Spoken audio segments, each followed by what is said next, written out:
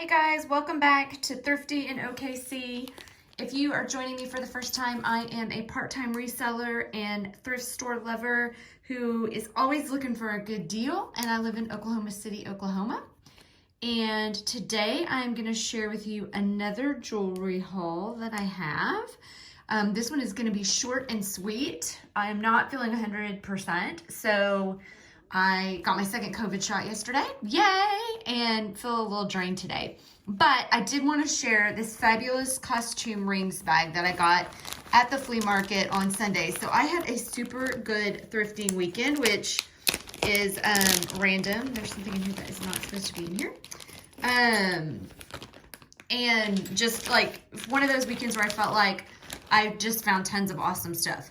So, but this was probably one of my best things that I found, and I wanted to show it to you. It was bagged like this. It was thrown down in a container with a lot of other costume jewelry, and I didn't look super close. I now kind of wish that I would have, but I saw this bag. This is what it looks like. It has rings in it, and for 10 bucks, I saw this one here, which I'm going to pull out here in a second, which I thought was really pretty, and it did have a mark on the back of it, so I thought that looks like sterling.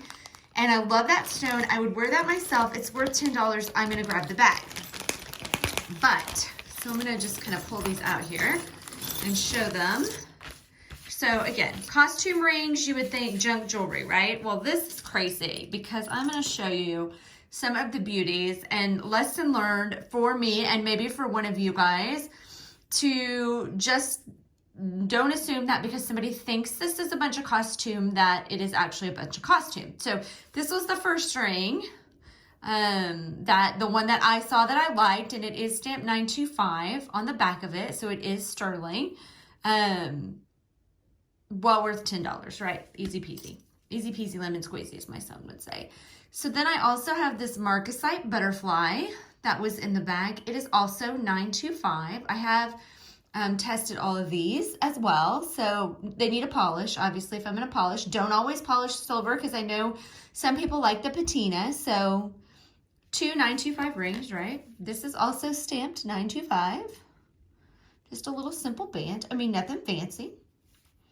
This is a little stainless steel band.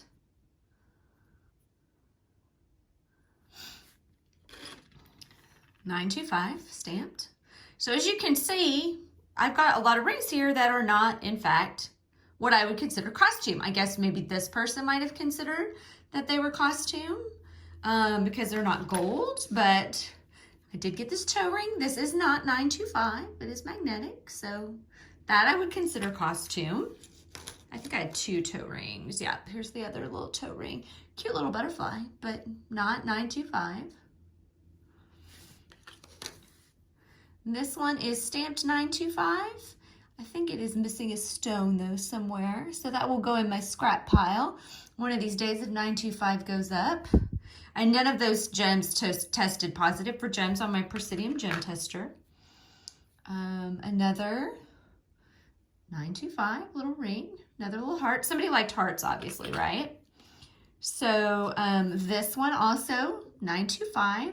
And this, I think, was a white topaz. And I can't remember what that one was on the Presidium gem tester. But real stones in there. I mean, I just feel like this was such a good deal. I kind of feel bad that the person didn't realize that they had all of these great rings in there. This was also just a 925. I mean, there was very little in there that was not a sterling silver.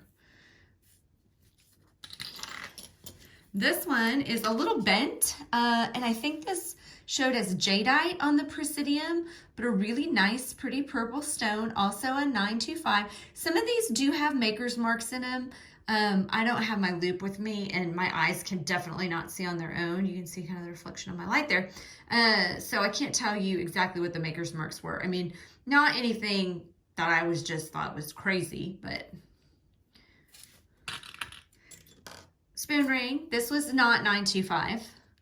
It is probably a pewter of some sort.